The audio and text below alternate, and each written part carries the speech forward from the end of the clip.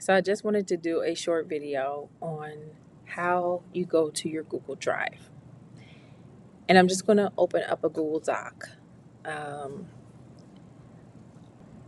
the conversation about how I'm not good at technology, and then that usually is paired with I'm not good at math, is not a reason not to learn how to use technology. So I'm going to open up my Google Drive first. And on a Google page, there's these little dots right here, and they're all Google apps. Most of us have cell phones, so either if you have an iPhone or an Android, you have apps on there. And so you can just click on Drive, and then as you can see here, I have documents, okay? Um, all kinds of stuff. All right, and then in your Drive, you can organize your Drive by folders, okay? But you can open up a Google Doc, a Google Sheet, Google Slides, Google Vids, and Google Forms here.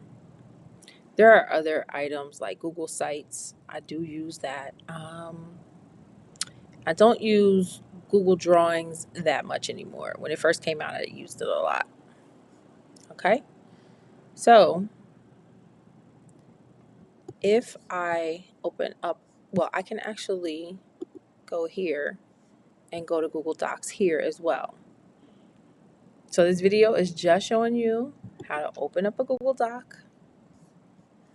There are many little tools now with AI where we have templates,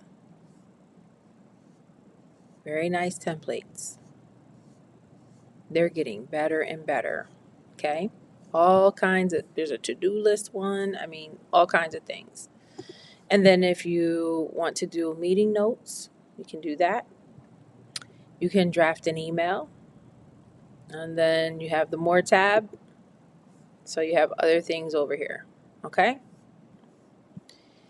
But one of the things that I try to teach students as well, and I'm not going to use a template, is to make sure that you name your document up here. So a lot of times Google is very intuitive. So let's say I'm talking about matrix equations, for instance. Okay. And then when I click up here, it usually adopts whatever you see first. Okay. One more thing that I'm going to show you, and this is for some of the teachers who want to learn how to use Google, and you should. Click share here. Google changed some things to make it a very explicit of what people can do. So I usually take restricted off because that's the best way to not have people be able to see what you have in your document when you share it. So I'll always change that to anyone with a link. So you can add people. So I'm just going to add.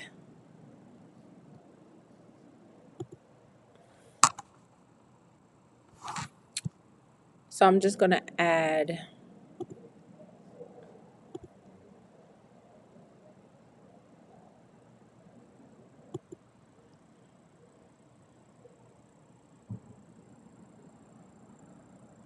Who do I want to add?